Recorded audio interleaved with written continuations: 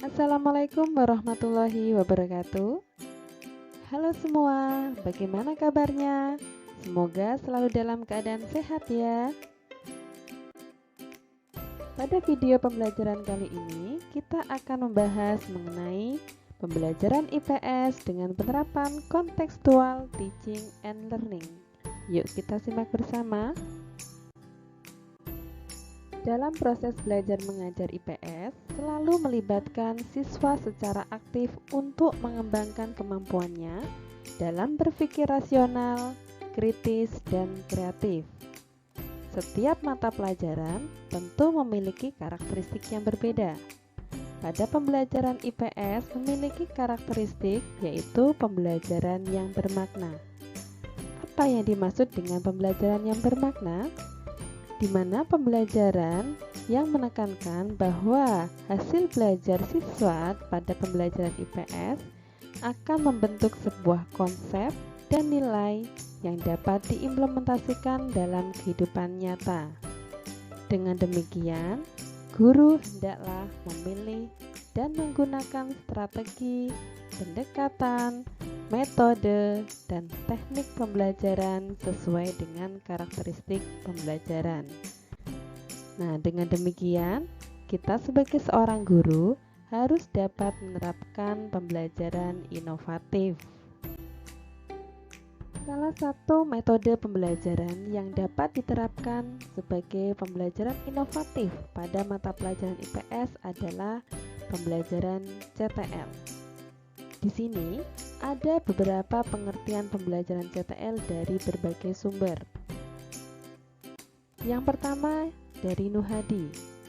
Pembelajaran kontekstual adalah konsep belajar mendorong guru untuk menghubungkan antara materi yang diajarkan dan situasi dunia nyata siswa, yang mana siswa dapat mengkonstruksikan sendiri pengetahuan dan keterampilan barunya. Yang kedua, Johnson. CTL adalah sebuah proses pendidikan yang bertujuan menolong para siswa melihat makna materi akademik dengan menghubungkan kehidupan sehari-hari mereka, yaitu konteks keadaan pribadi, sosial, dan budaya mereka. Yang ketiga, Supriyono. Merupakan konsep yang membantu guru mengaitkan antara materi yang diajarkan dengan situasi dunia nyata dan mendorong siswa menerapkan pengetahuan yang diterima dalam kehidupan mereka.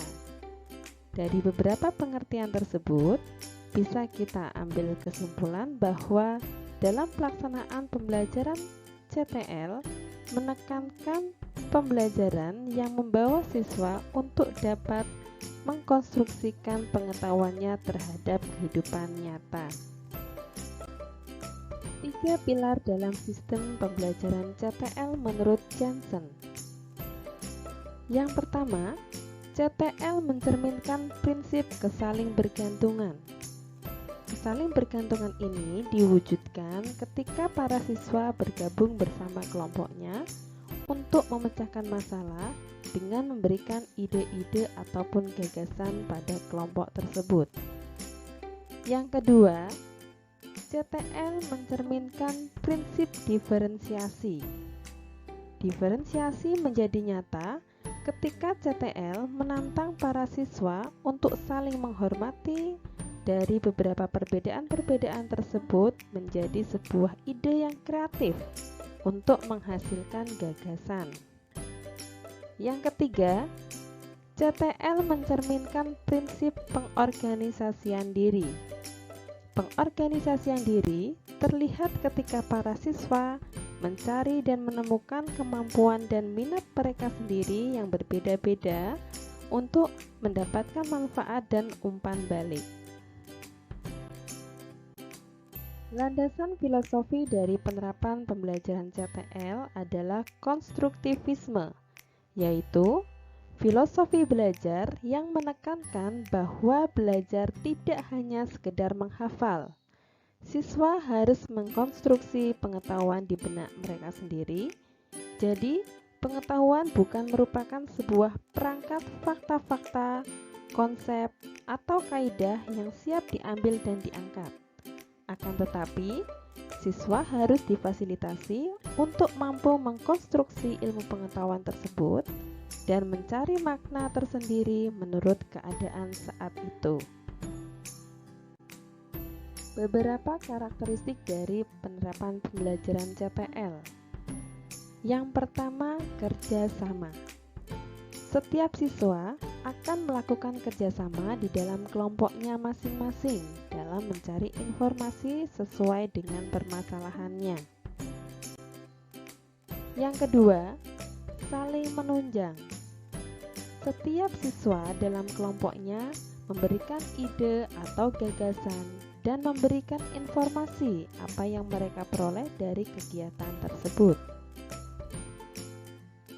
Yang ketiga, menyenangkan dan tidak membosankan. Pelaksanaan CTL menekankan adanya pengalaman secara langsung, sehingga siswa tidak akan jenuh karena proses pembelajaran dilakukan secara langsung. Yang keempat, belajar dengan bergairah. Siswa akan termotivasi untuk mencari informasi dan pengetahuannya sendiri dalam pengalaman belajarnya. Yang kelima, pembelajaran terintegrasi. Apa yang mereka dapatkan adalah konsep pembelajaran yang mengembangkan pemahaman, keterampilan, dan menumbuhkan sikap positif. Yang keenam, menggunakan berbagai sumber. Siswa tidak hanya mendapatkan informasi dari guru, tetapi bisa dari buku atau dari hasil observasi dalam pembelajaran langsung. Yang ketujuh, siswa aktif. Dalam pelaksanaan pembelajaran CTL ini, proses pembelajarannya mengarah pada student center, yang mana menekankan pada aktivitas siswa.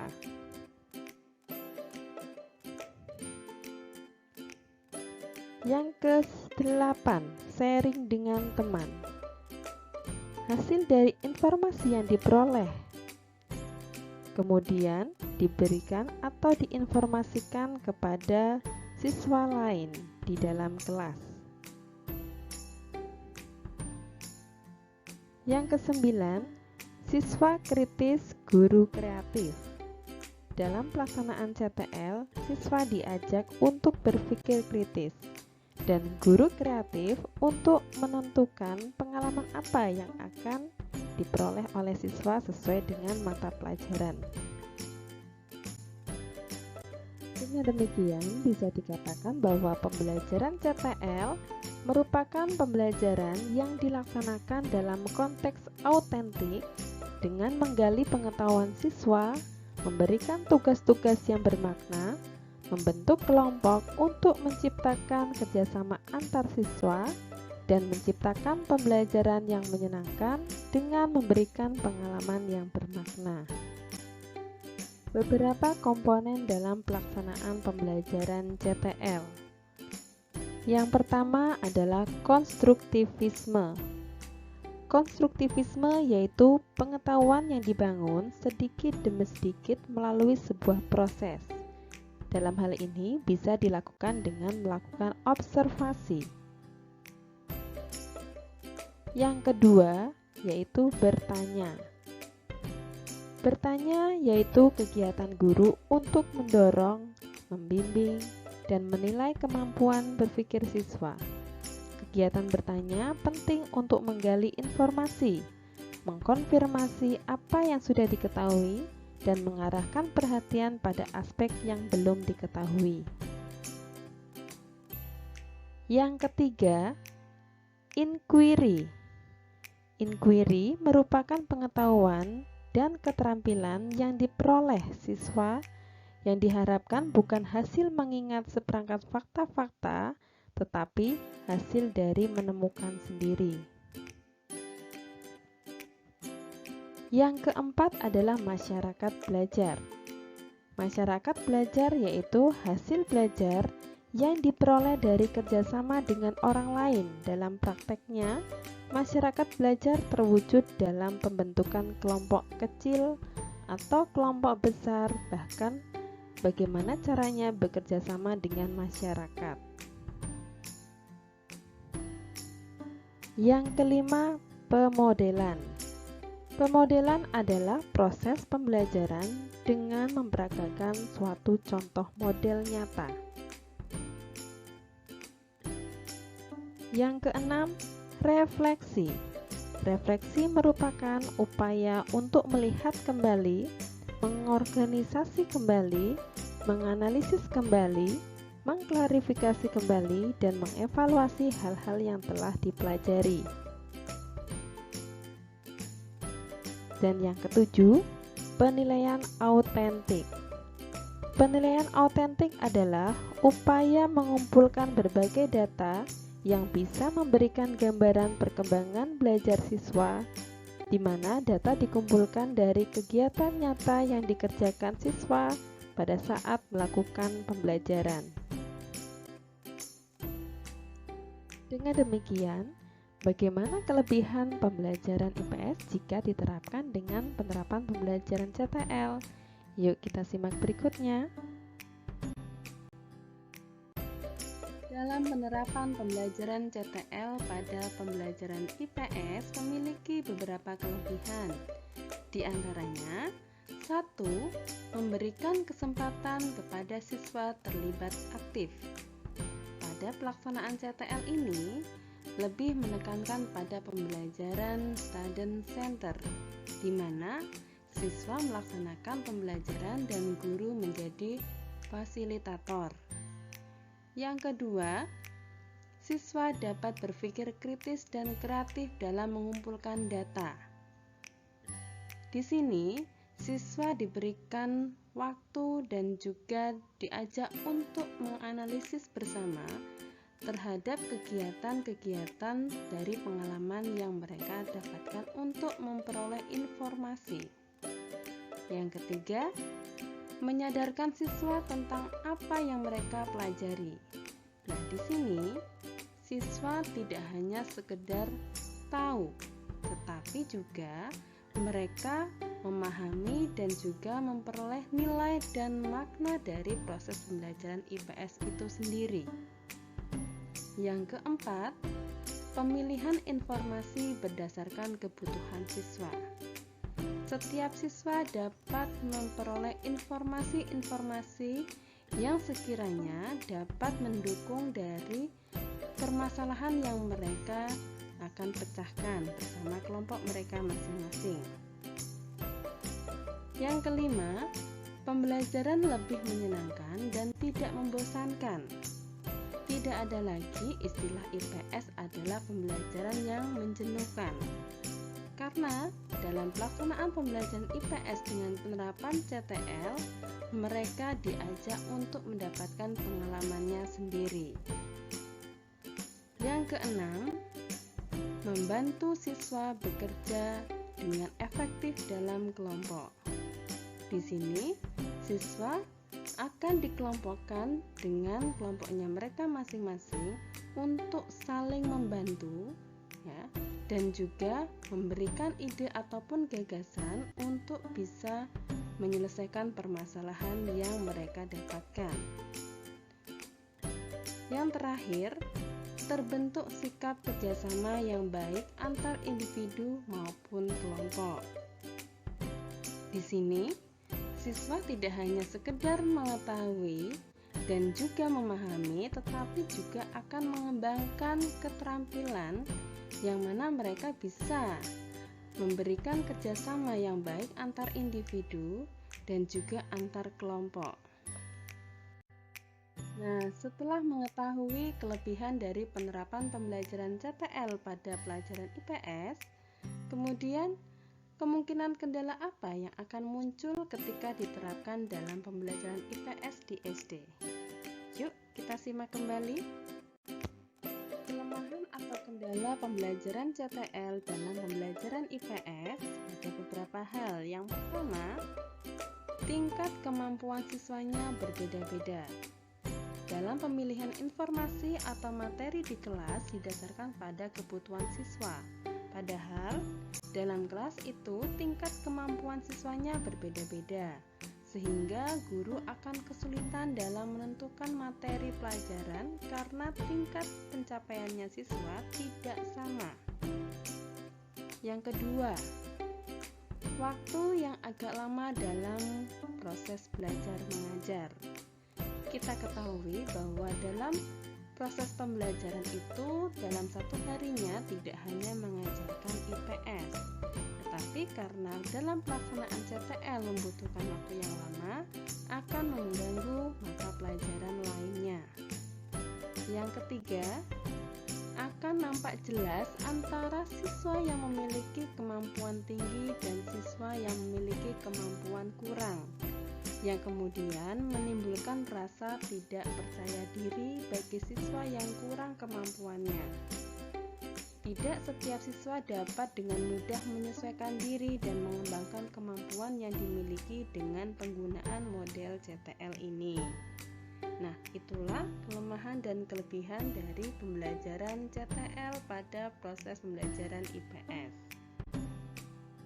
Lalu, bagaimana penerapan pembelajaran IPS dengan metode CTL? Yuk kita simak berikutnya. Di sini saya tampilkan RPP dari mata pelajaran IPS kelas 4 semester 2. Standar kompetensi, mengenal sumber daya alam, kegiatan ekonomi dan teknologi komunikasi di lingkungan kabupaten, kota, dan provinsi. Kompetensi dasar 2.1, mengenal aktivitas ekonomi yang berkaitan dengan sumber daya alam dan potensi lain di daerahnya. Untuk indikatornya, yang pertama, menyebutkan macam-macam kegiatan ekonomi penduduk di lingkungan sekitar. Yang kedua, menjelaskan 3 macam kebutuhan. Untuk tujuan pembelajarannya, yang pertama, menyebutkan macam-macam kegiatan ekonomi penduduk dan tempat terjadinya kegiatan ekonomi dengan tepat. Yang kedua, mengelompokkan jenis barang yang menjadi kebutuhan primer, sekunder, dan tersier dengan tepat. Materi pokok adalah kegiatan ekonomi penduduk. Pembelajaran ini menggunakan metode pembelajaran contextual teaching and learning, ceramah, tanya jawab, diskusi, dan observasi. Pada langkah-langkah pembelajarannya, untuk kegiatan awal, yang pertama, guru mengkondisikan siswa pada situasi yang kondusif. Di sini, guru mengkondisikan siswa untuk siap menerima pembelajaran. Yang kedua, guru menyampaikan tujuan dan langkah-langkah pembelajaran yang akan dilakukan. Hal ini dimaksudkan agar siswa memahami apa sih tujuan dari proses pembelajarannya dan bagaimana kegiatan yang akan mereka lakukan pada hari itu. Yang ketiga, melakukan tanya jawab mengenai materi yang telah dipelajari sebelumnya. Di sini, guru menstimulus siswa untuk menggali pemahaman-pemahaman awal tentang materi sebelum mereka melanjutkan materi berikutnya. Pada kegiatan inti, di sini ada beberapa langkah-langkah pembelajaran sesuai dengan komponen pembelajaran CTL. Yang pertama adalah konstruktivisme. Untuk memberikan pemahaman kepada siswa mengenai materi kegiatan ekonomi penduduk, maka guru mengajak siswa untuk mengunjungi tempat pembuatan kerajinan tangan dari bambu yang ada di lingkungan sekolah. Di sini, siswa melakukan observasi lapangan. Yang kedua, bertanya. Guru memberikan kesempatan kepada siswa untuk bertanya jawab dengan narasumber. Di sini, siswa menggali informasi, mengkonfirmasi apa yang sudah diketahui, dan juga mencari informasi-informasi yang belum mereka ketahui. Yang ketiga, menemukan atau inquiry. Siswa mengamati dan mencatat hal-hal yang penting dari apa yang telah mereka lihat. Di sini siswa akan menemukan pengetahuannya sendiri atau konsep. Yang keempat yaitu masyarakat belajar. Ada beberapa kegiatan pada tahap masyarakat belajar. Setelah siswa melakukan observasi lingkungan, kemudian siswa diajak kembali ke kelas. Di dalam kelas, mereka akan dibagi dalam beberapa kelompok secara heterogen. Kemudian mereka akan dibagikan LKS setiap kelompoknya. Untuk materi atau bahan pembahasannya setiap kelompok akan berbeda-beda. Nah, di sini mereka akan menganalisis apa yang sudah mereka ketahui dan apa yang sudah mereka dapatkan informasi-informasi dari lapangan untuk menjawab tugas dari LKS. Kemudian di sini guru akan membimbing siswa dalam melaksanakan diskusi kelompok.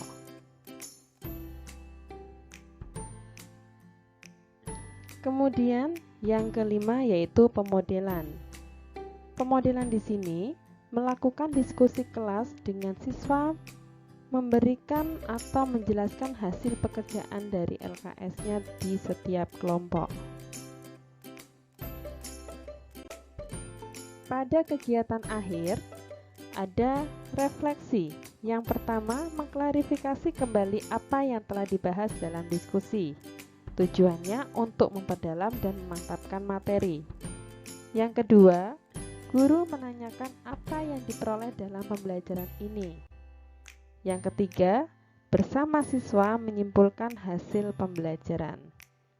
Nah, pada tahap yang terakhir yaitu penilaian, di mana guru memberikan evaluasi baik kognitif, afektif maupun psikomotorik. Pada kognitif, guru bisa memberikan soal evaluasi dalam bentuk pertanyaan mengenai materi. Untuk afektif dan psikomotorik, guru bisa menggunakan lembar observasi, yang mana di sini guru bisa melihat bagaimana proses kegiatan yang dilakukan oleh siswa dalam pembelajaran. Demikianlah pembahasan mengenai pembelajaran IPS dengan penerapan kontekstual teaching and learning. Mudah-mudahan apa yang kita bahas bisa bermanfaat. Terima kasih. Wassalamualaikum warahmatullahi wabarakatuh.